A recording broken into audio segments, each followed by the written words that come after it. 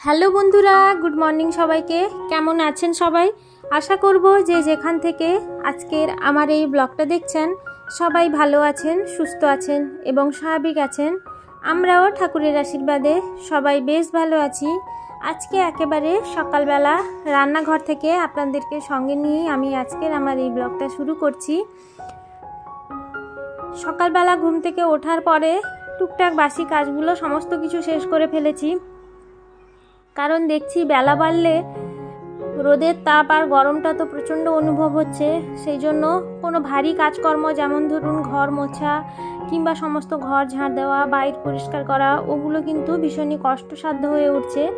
ওই জন্য সকাল সকাল করে যখন রোদ ওঠে না সেই সময়টাতে আমি কি করেছি যে সকালের ওই সমস্ত বাসি কাজগুলো শেষ করে নিয়েছি।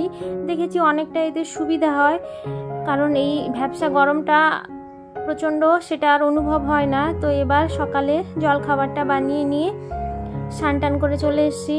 শ্যাম্পু করেছিলাম গতকালকে, তো সেটা মাথায় আর কালকে কিছুতেই চিরুনি দিতে পারিনি, মানে টাইমই হয়নি। আসলে রাত্রেবেলা করে এতটাই পরিশ্রম হয় তো রাত্রেবেলা আর চিরুনিটা মাথায় দিতেই ইচ্ছে করে না। তো সেই জন্য এমনি শুয়ে পড়েছিলাম। সকালবেলা উঠে একটু চুলটা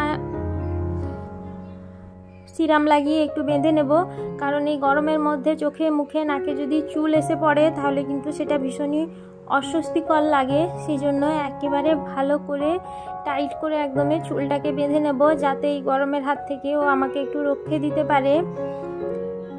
স্নানটা করে নিয়ে এবার সবজিটা কেটে নেব, কারণ রান্নাটা করে নিতে হবে। তারপরে ভাবছি অন্যান্য কাজগুলো শেষ করব। আর রান্নাঘরের মধ্যে তো চারদিকে যদি খোলা হতো তাহলে একটু হাওয়া বাতাস চলাচল করলে ভালো লাগতো, কিন্তু ওই ছোট্ট রান্নাঘরে একটা মাত্র জানলা, ওই জানলা দিয়ে আর কতটুকু হাওয়া আসবে। তো সেই জন্য ভীষণই কষ্ট হয় রান্নাটা করতে, মানে সে পুরো ঝরঝর করে ঘামতে থাকি। আর আমারই বরাবর একটু প্রচণ্ড ঘাম হয়, সেই জন্য খুবই অসুবিধে হয়। গরমের দিনে তো আমার প্রচুর জামা কাপড় লাগে, যে মানে একটু কিছু করতে গেলেই সমস্ত জামা কাপড় ভিজে একদম পুরো সে স্নান করার মতো অবস্থা হয়ে যায়। তো সেই জন্য সকাল করে একটু রান্নাটা করে নিচ্ছি। দেখুন এখন ওই 10টা মতো বাজে, এখন কেমন রোদের তেজ। তো যাই হোক, রান্নাটা শেষ করে নিলে একটা ঝামেলা থাকবে না, যে যখন আসবে তখন খেতে দিয়ে দেব।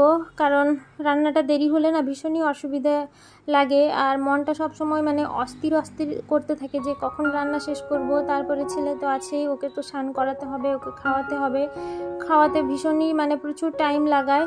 তো সেই জন্য তারপরে বাড়ির সবাই খাওয়া দাওয়া করবে, সেজন্য তাড়াহুড়ো করে যে কোনো কাজ করতে গেলে তো সেই কাজ একেবারেই ভালো হয় না। যে কোনো কাজ একটু সময় নিয়ে ভাবনা চিন্তা করে একটু বুঝে শুনে করলে কিন্তু যে কোনো কঠিন কাজই কিন্তু খুব সহজেই মিটিয়ে ফেলা যায়। কিন্তু সময়ের অভাবে যে কোনো কাজ দেখবেন তড়িঘড়ি করে করতে গেলেই সেই কাজেরই বাধা পড়ে, এবং কাজটা সুষ্ঠুভাবে সম্পন্ন হওয়া থেকেও সেটা আরও অনেক দেরি হয়ে যায়। তো ওদিকে সজনে ডাঁটা, আলু, উচ্ছে আর মাছ দিয়ে একটা তরকারি বানিয়েছি, আর এখানে বানাবো মাছের ঝাল। গরমের দিনে তো বেশি ভিজি খাওয়াও ঠিক নয়, আর শরীরে খেলেও ঠিক মতো হজম হয় না, ওই জন্য অল্প করেই কিছু বানাবো। মাছের ঝালে ঝোলটা ফুটে উঠেছে, এবার মাছগুলো যে আগে থেকে ভেজে রেখেছিলাম ওই মাছটা দিয়ে এবার একটু ফুটিয়ে নিয়ে নামিয়ে নেব। উপর থেকে সামান্য একটু কাঁচা সর্ষের তেল দিয়ে দেব। সর্ষে বাটা কিংবা পোস্ত বাটা তরকারিতে একটু যদি কাঁচা সর্ষের তেল দেওয়া যায় উপর থেকে, তাহলে কিন্তু তার স্বাদটা অনেকটাই বেড়ে যায়।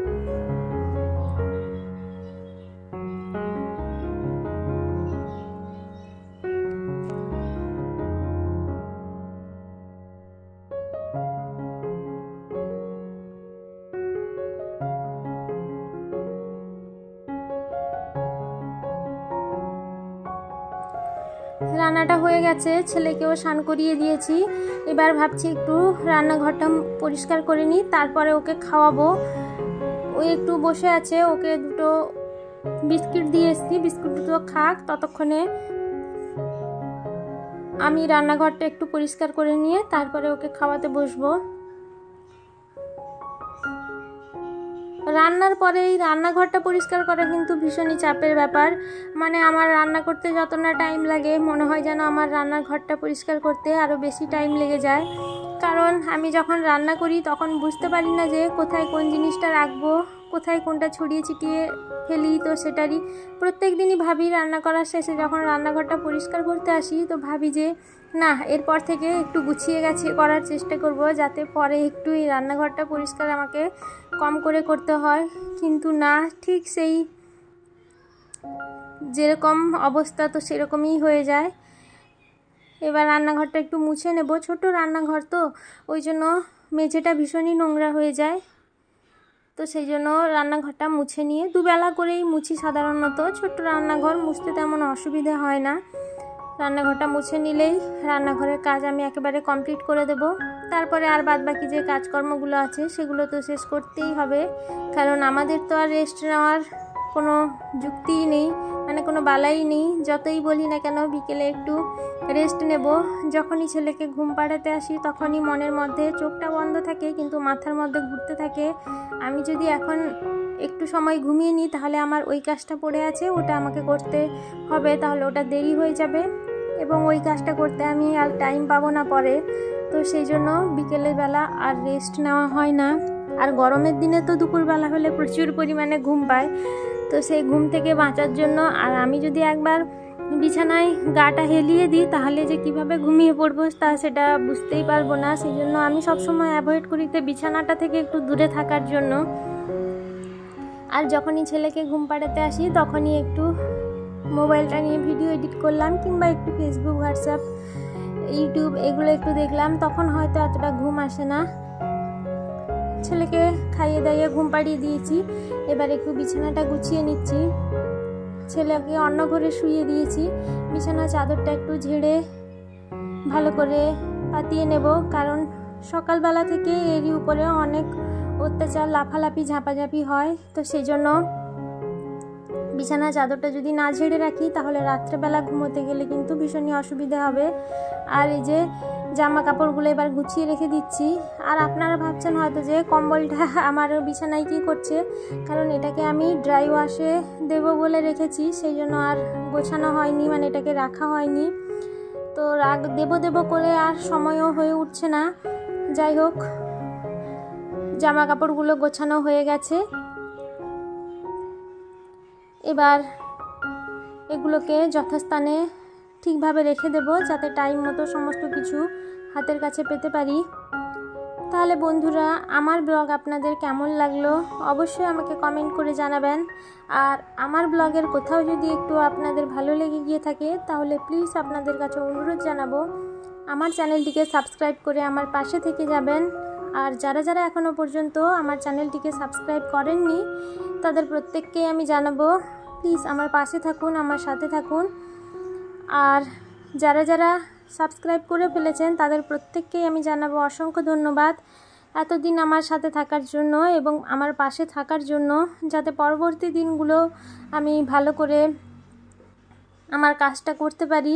সেই জন্য আপনাদের উৎসাহ ছাড়া কিন্তু এই কাজ সম্পূর্ণভাবে করা সম্ভব নয়।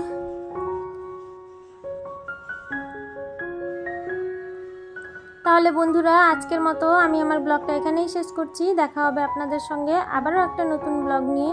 ততক্ষণে সবাই ভালো থাকবেন, সুস্থ থাকবেন, সাবধানে থাকবেন। সবাইকে জানাই ধন্যবাদ এতক্ষণ পর্যন্ত আমার সাথে থাকার জন্য এবং আমাকে এভাবেই সাপোর্ট করার জন্য। আপনাদেরকে আবারও জানাবো ধন্যবাদ। এভাবেই আমাকে একটু সাপোর্ট করুন যাতে আমি আমার সফলতায় পৌঁছাতে পারি। সবাই ভালো থাকবেন, সুস্থ থাকবেন, সাবধানে থাকবেন। দেখা হচ্ছে তাহলে আপনাদের সঙ্গে আবারও একটা নতুন ব্লগ নিয়ে। ধন্যবাদ।